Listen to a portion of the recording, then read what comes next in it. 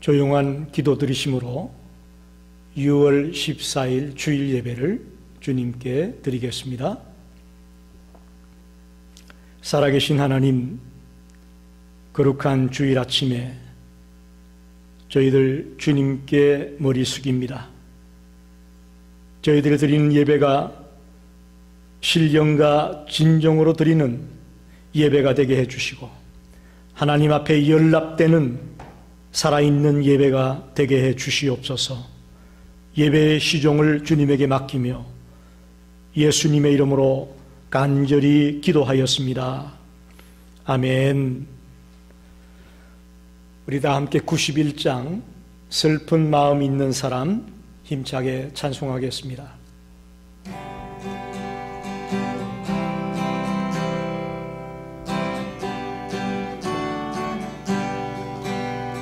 슬픈 마음 있는 사람 예수 이름 믿으면 영원토록 변함없는 기쁜 마음 얻으리.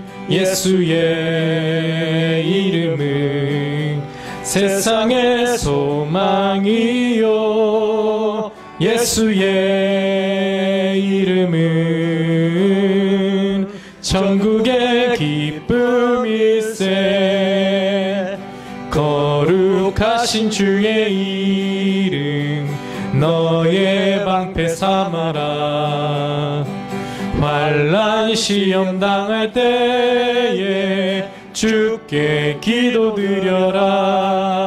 예수의 이름은 세상의 소망이요, 예수의 이름은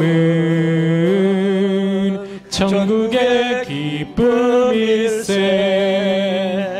존귀하신 주의 이름 우리 기쁨 되도다.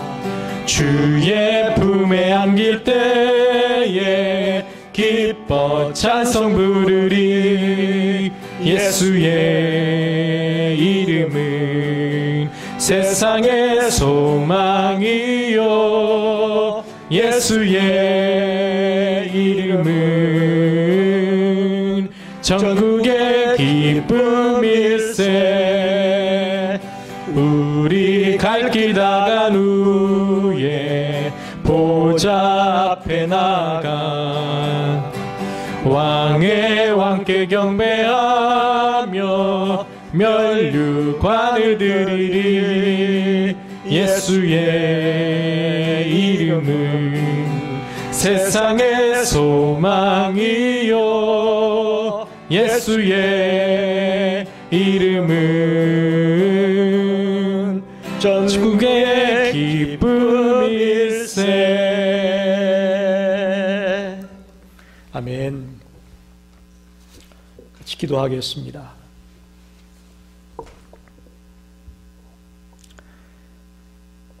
긍휼이 풍성하신 하나님, 한 주간도 주어진 삶의 자리에서 열심히 살다가 거룩한 주일 아침에 주님 앞에 나와 예배합니다.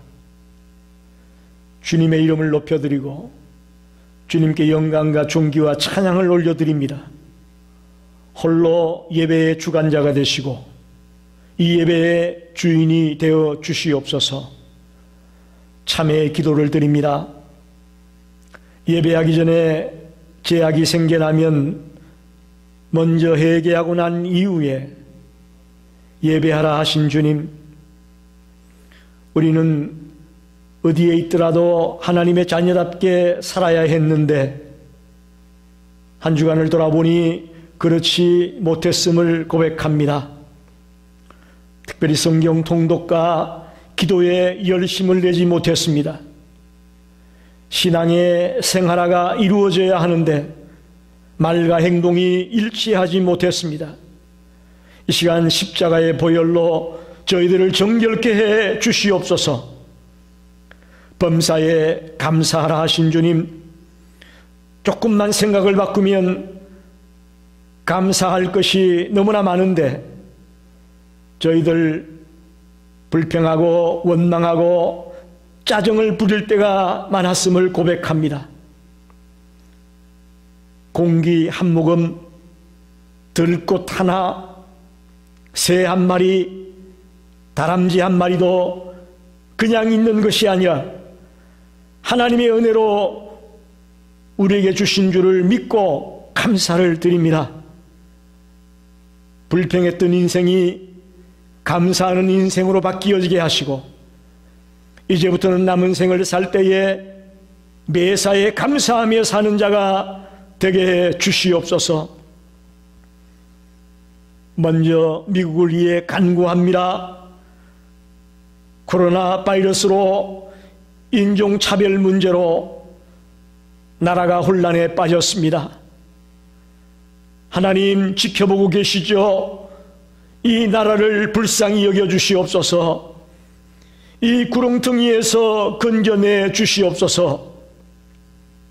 그동안 주님의 은혜를 누렸고 주님이 주시는 부와 명예로 달려왔던 이 민족을 다시 한번 일으켜 주셔서 주님을 찬양하고 주님의 이름을 더 높이는 데 사용되는 나라가 되게 해 주시옵소서.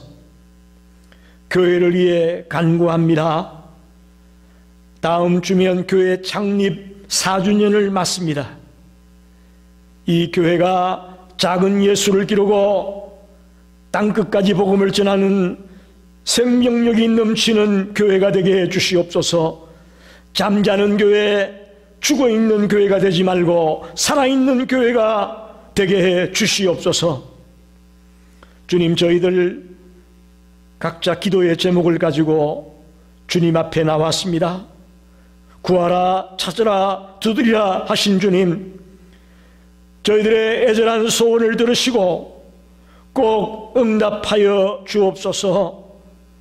한 생명도 그냥 돌아가지 마시고, 그냥 돌아가게 하지 마시고, 놀라운 은혜를 받고 힘을 얻고 돌아가는 예배가 되게 해 주시옵소서. 모든 예배의 시종을 주님에게 맡기며 예수님의 이름으로 간절히 기도하였습니다. 아멘. 하나님 말씀을 보겠습니다. 베드로전서 2장 18절에서 25절까지 말씀입니다. 신약 380페이지입니다.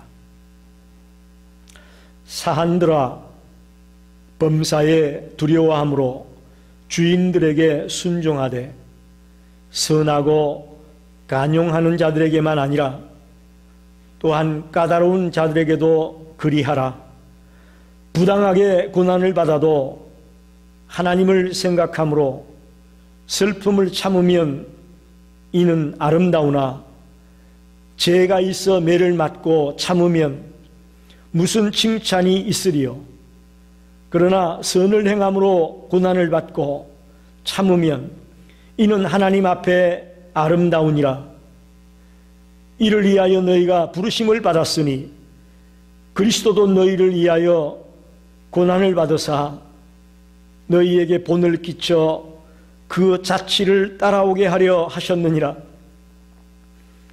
그는 죄를 범하지 아니하시고 그 입에 거짓도 없으시며 욕을 당하시되 맞대어 욕하지 아니하시고 고난을 당하시되 위협하지 아니하시고 오직 공의로 심판하시는 이에게 부탁하시며 친히 나무에 달려 그 몸으로 우리 죄를 담당하셨으니 이는 우리로 죄에 대하여 죽고 의에 대하여 살게 하려 하심이라. 그가 채찍에 맞음으로 너희는 나음을 얻었나니 너희가 전에는 양과 같이 길을 잃었더니 이제는 너희 영혼의 목자와 감독 되신 이에게 돌아왔느니라. 아멘.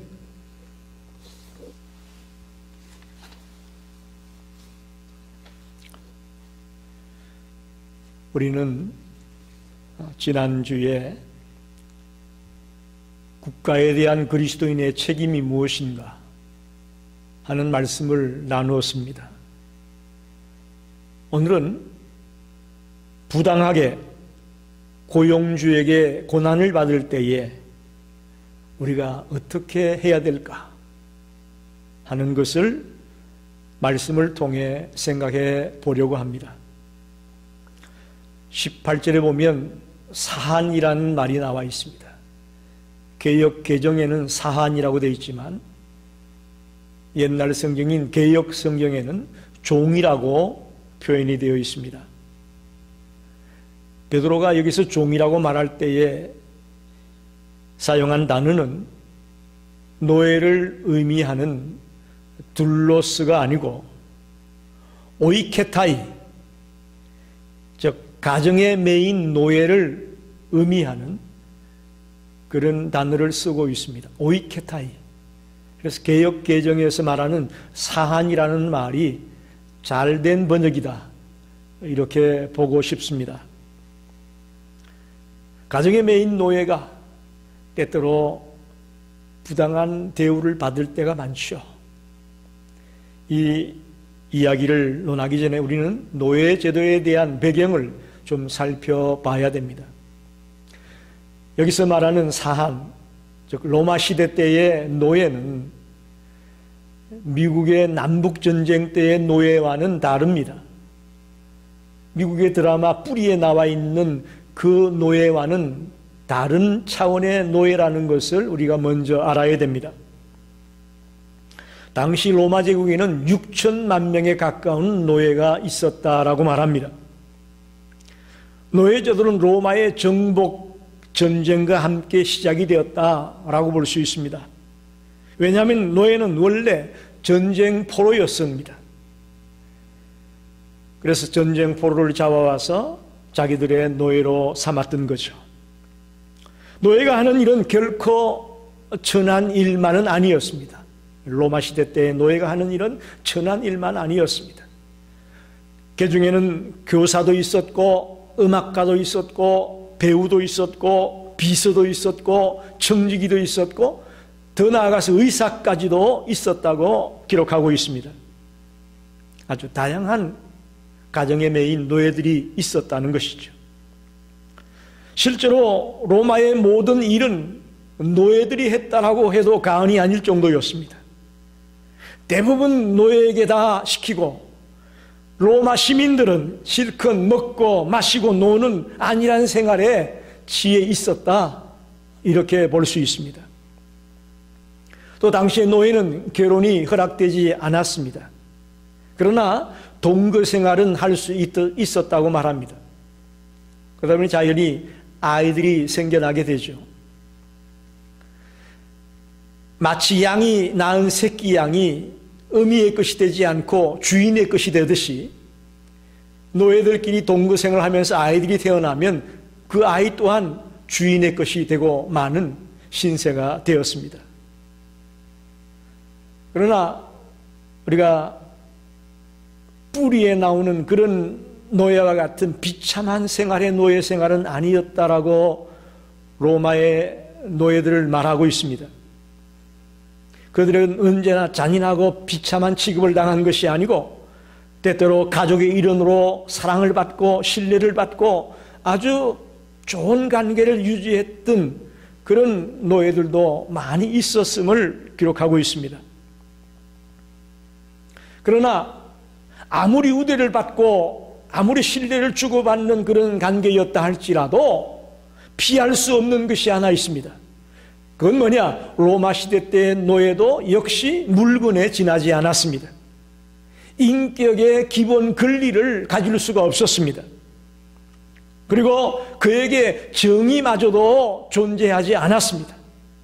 주인이 시키는 대로 당할 수밖에 없는 처지에 놓여 있는 것이 로마 시대의 노예였음을 우리는 잊어서는 안 될 것입니다. 그래서 오늘 본문의 베드로는 그 당시에 사한으로서 노예와 같은 생활을 하는 사람들에게 당부하는 말을 합니다. 때때로 선하고 간용을 베푸는 주인들에게는 물론 당연히 복종해야 되겠지만, 당연히 순종해야 되겠지만, 혹독하게 굴고 아무런 잘못도 없는데 함부로 다루고 부당하게 다루는 그런 못된 주인에게조차도 견디며 순종하라고 말하고 있다는 겁니다. 오늘 이 본문의 이 구절에 포커스를 맞추고 과연 부당하게 고난당할 때에 우리가 어떻게 태도를 취해야 될까 하는 것을 생각해 보고자 합니다. 첫째, 부당하게 고난받을 때에 과연 우리가 어떻게 해야 하느냐? 19절, 20절을 한번 보겠습니다. 부당하게 고난을 받아도 하나님을 생각함으로 슬픔을 참으면 이는 아름다우나 죄가 있어 매를 맞고 참으면 무슨 칭찬이 있으리요? 그러나 선을 행함으로 고난을 받고 참으면 이는 하나님 앞에 아름다우니라. 이렇게 기록하고 있습니다. 즉 당시 베드로가 활동할 당시의 사회엔 이런 부당한 대우를 받는 자들이 굉장히 많았다는 것을 우리가 볼 수가 있습니다. 이것은 오늘 이 21세기에 살아가는 우리들에게도 해당이 되는 말씀입니다. 우리가 직장에서 혹은 어떤 단체에서 부당한 대우를 받을 때가 많이 있을 것입니다. 그때 과연 성도로서 어떤 태도를 가져야 될 것인가 하는 것을 깨닫게 되는 아주 좋은 말씀이 여기 있다고 봅니다. 모든 사람은 자신이 부당한 대우를 받는 것을 원치 않습니다. 억울한 일을 당하면 어떻습니까? 속에서 불이 납니다. 또 자기의 정당성을 밝히기 위해서 열변을 토하고 막 침이 튀기도록 소리를 높여서 말할 수밖에 없습니다. 예를 들면 우리가 자동차를 타고 가다가 접촉사고를 만났다. 그러면 이러면 어떡합니까? 먼저 뛰어나와 가지고 당신이 잘못했다고 우리는 소리를 치면서 뭔가 목소리를 높여서 따져들고 외칠 수밖에 없습니다. 왜? 그렇게 잘못을 지적하지 않으면 자기가 당하고 자기가 손해를 볼 수 있다라는 그런 분위기 때문에 소리를 치고 열변을 토하게 되는 경우가 있습니다. 이게 우리 사회 전반에 깔려있는 이 모습이에요. 내가 부당한 대우를 받지 않을까 싶어서 겁이 나서 먼저 소리치고 먼저 따지고 하는 경우가 많다는 것이죠. 더 쉽게 말하면 먼저 바리케이트를 치는 겁니다. 나를 부당하게 대할 수 없도록 바리케이트를 치는 그런 행위로 소리를 치고 왜 끼어들었냐? 왜 너가 이렇게 했냐? 하면서 우리는 소리를 지른다는 거죠. 그러나 오늘 베드로는 부당한 일을 당할 때 소리치지 말아라.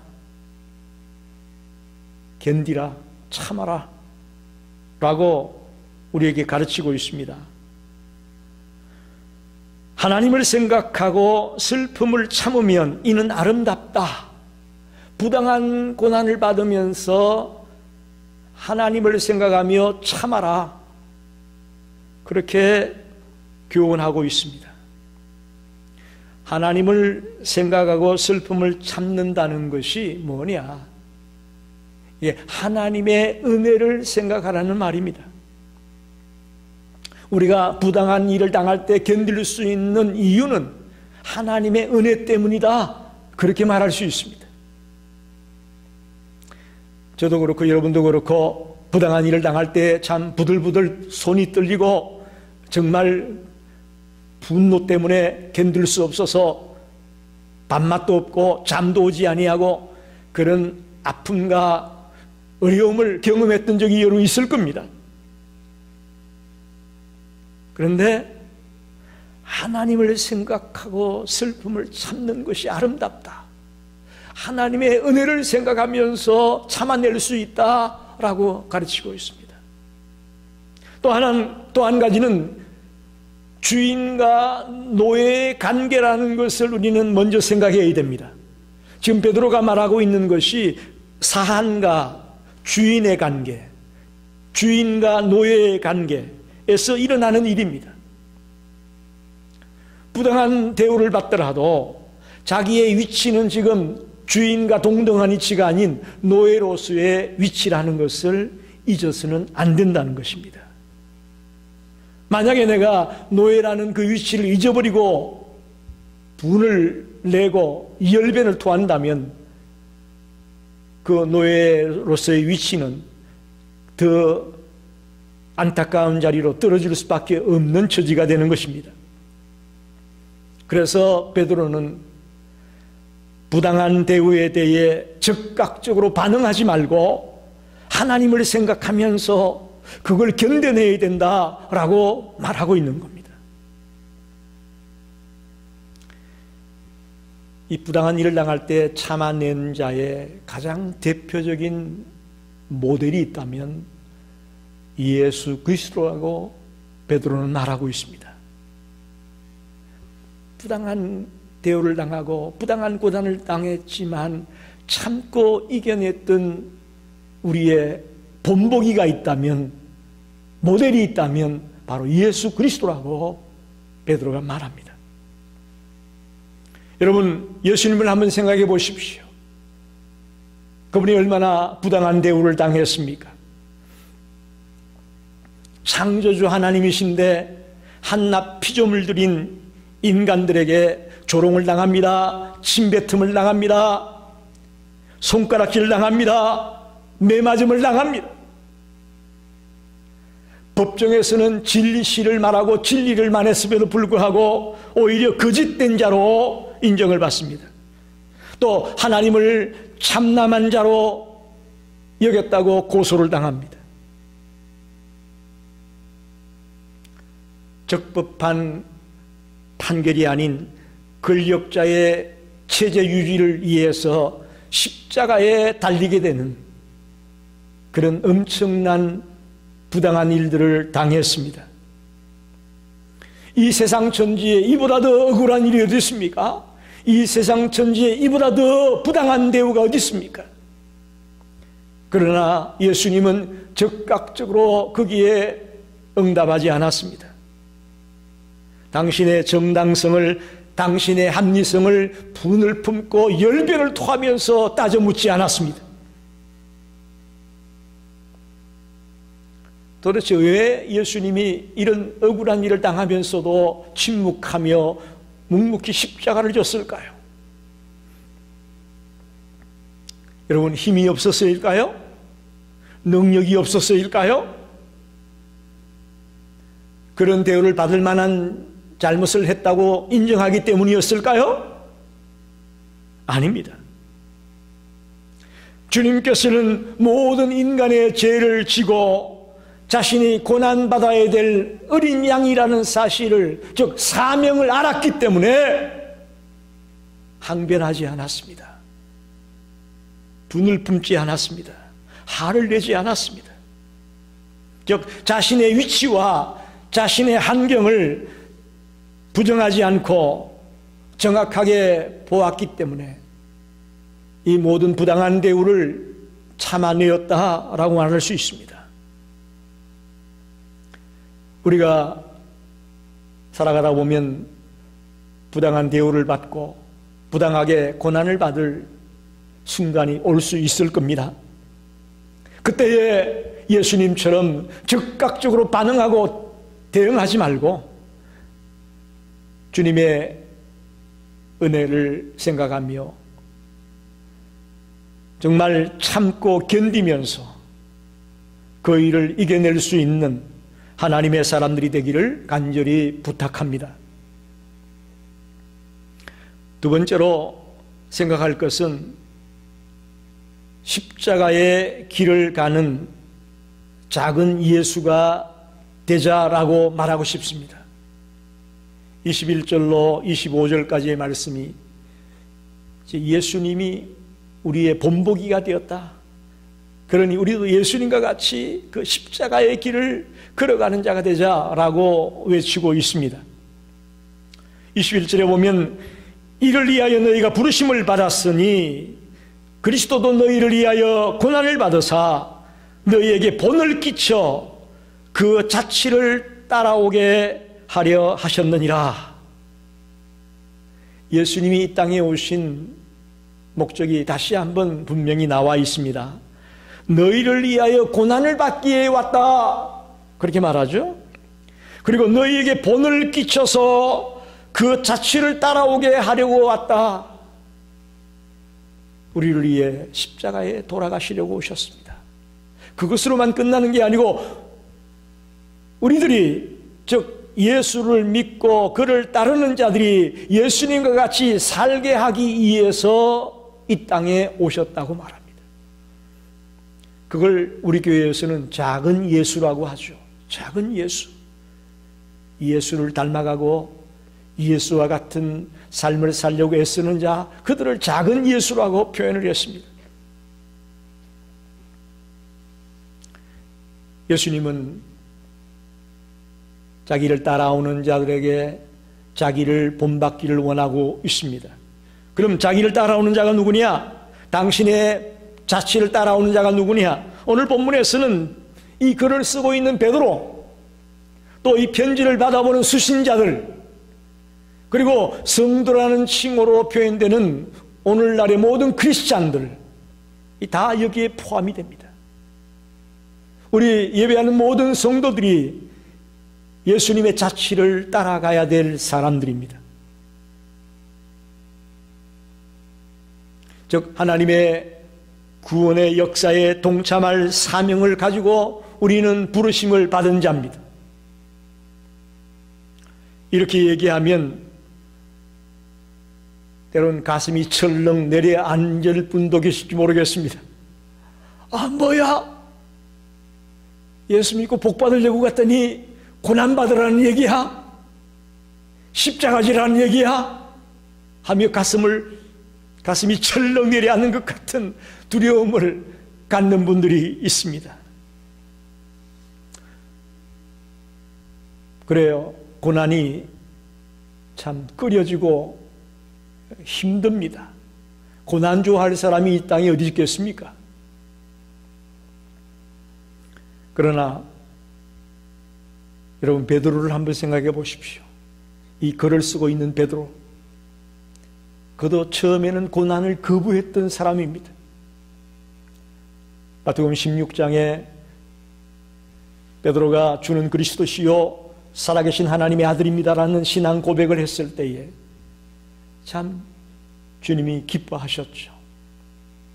그러나 그 일 이후에 예수님이 나는 이 예루살렘에 올라가서 십자가에 못 박혀 죽을 것이라고 얘기할 때에 절대로 그럴 수 없다고 베드로가 나섰죠. 그래서 그 일을 거부했다가 주님에게 사탄아 물러가라, 아주 호되게 야단을 맞았던 인물이 베드로입니다. 그리고 십자가를 지시려고 예루살렘에 입성할 그 즈음에 예수님이 여종에게, 아니 로마의 병사들에게 붙잡혀서 이제 끌려가게 될 때에 그 뒤를 쫓아가다가 계집종이 너도 예수의 한패지, 너도 예수와 같은 일당이지 라고 얘기할 때에 베드로는 나는 그를 모른다고 부인했습니다. 나는 예수를 모른다고 부인하는 자리까지 그가 들어갔습니다. 자, 이렇게 고난이 싫어서 고난을 거부하는 베드로의 모습을 우리가 생각하게 됩니다. 그랬던 베드로가 이제 오순절 성령 강림 사건을 경험하게 되죠. 오순절날 성령의 충만함을 체험하게 된 그 베드로가 이제 변합니다. 자, 복음을 전하다가 옥에 갇히기도 합니다. 협박을 당해도 굳굳이 담대하게 복음을 전합니다. 심지어는 마지막에는 십자가에 거꾸로 못 박혀 순교하는 자리에까지 들어가게 됩니다. 고난을 거부했던 그 베드로, 주님은 주님의 자취를 따라오기 위해서 우리를 불렀는데 우리는 베드로처럼 고난을 거부할 때가 많습니다. 힘들면 십자가를 밀어내고 힘들면 교회를 밀어내고 멀리할 때가 너무나도 많다는 것이죠. 그러나 여러분, 베드로가 성령 강림 사건을 통해서 성령의 충만함을 체험하게 되면서 완전히 그의 생애가 바뀌어졌습니다. 놀라운 변화가 일어났습니다. 저희들도 마찬가지입니다. 예수 믿으면서 고난이 두렵고 싫고 멀리하고 싶을 마음이 우리 속에 가득 들어 있습니다. 그러나 베드로와 같이 성령 충만함의 자리에 들어가게 된다면 고난이 두렵지 않은 그런 상태까지 갈 수 있음을 믿습니다. 성령 충만이란 인간적이며 계산적인 생각으로는 감당할 수 없는 어떤 일들도 능히 감당할 수 있는 자로 만들어주는 능력이 그 속에 있습니다. 바꿔 얘기하면 우리가 지금 고난의 길을 가기 싫어하고 조금만 힘들면 교회에서 멀어지려고 하고 하는 이런 마음을 갖고 있다는 얘기는 다르게 말하면 무슨 얘기냐? 아직 내가 성령 충만하지 못하다라는 얘기와 같습니다. 여러분, 오늘 말씀에 귀를 기울이시기 바랍니다. 다 같이 교회 다니는 것 같고 다 같이 예수 믿는 것 같지만 고난을 싫어하고 고난을 거부하고 주님을 위해 뭔가 십자가를 지는 것 같은 삶을 싫어하는 내 모습이라면 아직도 나는 성령 충만과는 거리가 멀다라고 말할 수 있는 거죠. 그래서 정말 저와 여러분이 베드로가 고난을 거부했다가 변화되어 온전히 자신의 생애를 주님을 드리는 사람으로 바뀌었던 것처럼 저와 여러분이 이 남은 생애를 온전히 주를 위해 드리는 삶을 살기 원한다면 성령의 충만함을 체험하는 자가 되기를 간절히 소원합니다. 대표적인 인물을 저는 스데반 집사를 꼽고 싶습니다. 그는 성령 충만을 체험한 이후에 담대하게 복음을 전합니다. 엄청난 메시지를 그가 선포하다가 돌에 맞아 순교를 당합니다. 그러나 그는 주저하지 않습니다. 두려워하지 않습니다. 심지어는 자기를 치는 자들을 향해 주님, 저들을 용서해 주시옵소서라고 기도하는 스데반을 볼 수가 있습니다. 성령 충만한 스데반이었기에 그 엄청난 역사를 이루어냈다고 저는 여러분께 말씀을 드리고 싶습니다.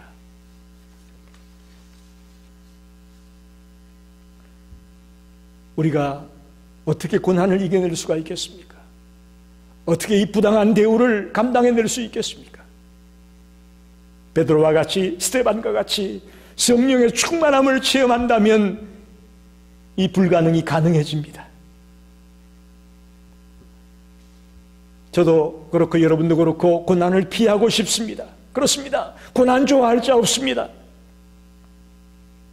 그러나 피하고 싶다고 피해지는 게 아닙니다. 할 수 없이 우리에게 찾아오는 고난이라면 성령의 충만함을 통해 그 고난을 이겨내고 돌파해 나가는 믿음의 사람들이 되기를 간절히 부탁합니다. 그게 바로 예수님을 따라 십자가의 길을 걷는 참된 성도들의 모습이라고 말할 수 있습니다. 말씀을 정리합니다. 현대사회는 고용주와 고용인 간의 갈등이 매우 심합니다. 특히 우리가 성실하게 일했음에도 불구하고 까다롭게 굴고 우리를 힘들게 하는 고용주가 얼마든지 있을 수 있습니다. 마땅히 맞아야 할 매를 참는다면 이건 할 말이 없는 거예요. 내가 잘못해서 맞는 거. 그러나 선을 행하다가, 바르게 행하다가 잘못이 없는데도 고난을 당할 때에 참 이건 견디기 어렵습니다. 견디기 어려워요.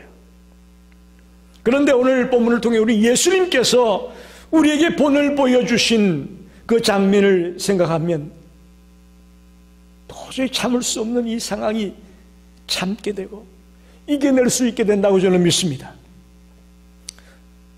저는 말씀을 준비하면서 용기가 생겼습니다.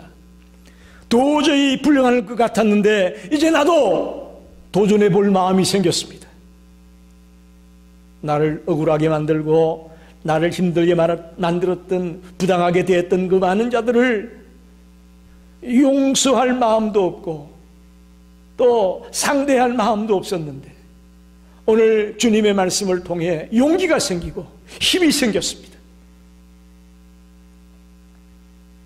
예수님께서는 이 땅에 살면서 늘 욕을 먹었습니다. 죄도 없고 계사도 없고 다른 사람을 해롭게 하지도 않았음에도 불구하고 위협하지 않았음에도 불구하고 그는 고난을 당하셨습니다. 그러나 그는 따지지 않았습니다. 분노하지 않았습니다. 소리치지 않았습니다. 오히려 우리를 대속하기 위해 고난당하시며 묵묵히 십자가에 달리시는 주님의 모습을 바라봅니다.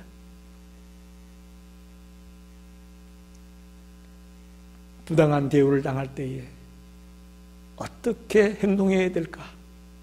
참 어렵습니다.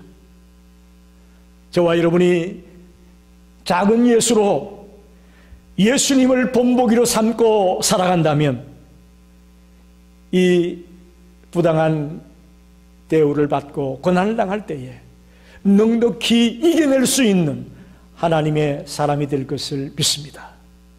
기도하겠습니다. 하나님 감사합니다. 6월 둘째 주일 아침에 저희들 각 가정에서 동영상으로 예배를 드립니다. 특별히 부당한 대우를 받고 부당하게 고난을 받게 되었을 때에 과연 어떻게 해야 하는가 하는 중요한 문제를 말씀을 통해 생각합니다. 하나님을 생각하며 참고 견디며 순종하라고 가르치고 있습니다.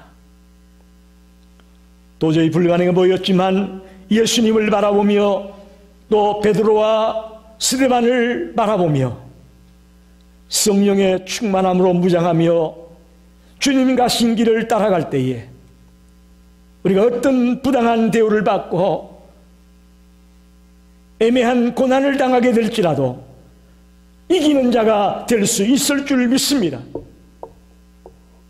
이런 믿음으로 살아가는 성도들이 되게 해 주시옵소서. 예수님의 이름으로 간절히 기도하였습니다. 아멘.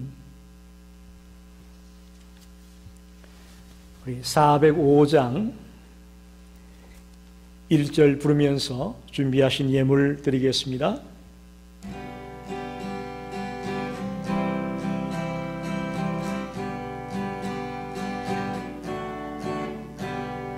주의 친절한 발에 안기세 우리 마음이 평안하리니 항상 기쁘고 복이 되겠네. 영원하신 팔에 안기세 주의 팔에 그 크신 팔에 안기세 주의 팔에 심판에 안기세. 하나님, 거룩한 주일을 맞아 저희를 주님께 예배합니다. 우리의 몸을 드리고 우리의 마음을 드리고 우리의 시간을 드리고 우리의 재능을 드리고 더 나아가 우리의 물질까지 주님 앞에 드립니다. 남에게 보이기 위한 것 아닙니다. 또 남이 알아달라는 것 아닙니다. 나의 나된 것이 하나님의 은혜고 지금까지 살아온 것이 하나님의 도우심으로 살아왔다는 신앙의 고백으로 이 귀한 물질을 드립니다. 쓰고 남아서 넉넉해서 드리는 것이 아님을 주님 잘 아시지요. 우리 성도님들 힘들고 어려움 중에서도 근검절약하며 하나님 앞에 10의 1을 드립니다. 주정헌금을 드립니다. 감사헌금을 드립니다. 선교헌금을 드립니다. 또 다양한 제목을 따라 예물을 드립니다. 이 귀한 손길들을 낱낱이 기억하시고 저들이 가는 곳마다 주님이 동행하여 주시며 주의 이름을 더럽히고 주의 영광을 더럽히는 삶을 살아가는 성도들이 되게 해 주시옵소서. 저희 교회가 이 귀한 예물을 가지고 주의 사명을 감당하기를 원합니다. 땅끝까지 복음을 전거하며 구제하며 봉사하며 주님이 원하는 일들에 쓰임받는 교회가 될 수 있도록 강하게 역사하여 주옵소서. 예수님의 이름으로 감사하며 기도하옵나이다. 아멘.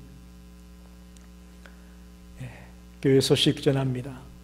한 주간도 건강하게 잘 지내셨을 줄 믿습니다.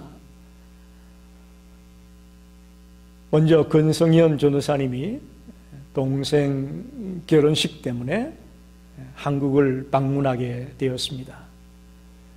그래서 그동안 권 전도사님이 같이 예배 때 수고해 주셨는데 다음 주일부터는 김재일 집사님이 저와 같이 예배를 위해 수고해 주시겠습니다. 많이 기도해 주시기를 부탁드리겠습니다. 그리고 다음 주일은 6월 셋째 주일로 저희 교회 창립 4주년 기념주일입니다. 그리고 미국이 지키고 있는 아버지 주일입니다. 그래서 우리가 비록 함께 교회에 모이지 못하지만 온라인 예배로 창립 4주년 기념주일과 아버지 주일 예배를 드리겠습니다. 그렇게 하시고 각 가정에서 기도해 주시고 또 마음의 준비를 해 주시기 바라겠습니다. 우리 다 일어나셔서 348장 영광 영광 할렐루야 후렴 부분 힘차게 찬송 부르고 축도로 예배 마치겠습니다.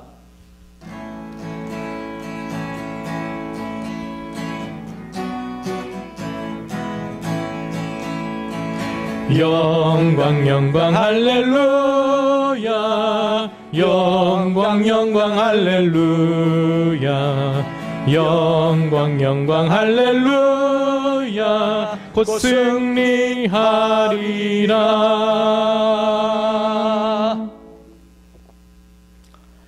하나님, 간절히 기도합니다. 우리 사랑하는 권성현 전도사님, 이제 동생 결혼식을 앞두고 한국을 방문합니다. 간절히 기도하옵기는 오고 가는 발걸음을 지켜주시고 그곳에 가서의 모든 진행되는 일들마다 주님이 함께 하셔서 은혜롭게 건강하게 잘 다녀올 수 있도록 지켜주시옵소서. 지금은 온 인류의 구주가 되시는 예수 그리스도의 은혜와 하나님 아버지의 무한하신 사랑하심과 보혜사 성령님의 감동, 감화, 역사, 인도하심이 오늘 말씀을 통해 부당하게 고난을 당할 때에 과연 어떻게 해야 하느냐? 예수님을 본받아 또 베드로와 스데반 집사와 같은 성령의 충만함을 덧입어서 고난을 이겨내기 원하는 우리 모든 성도들 머리에 이제부터 영원토록 함께 계시기를 간절히 축원하옵나이다. 아멘.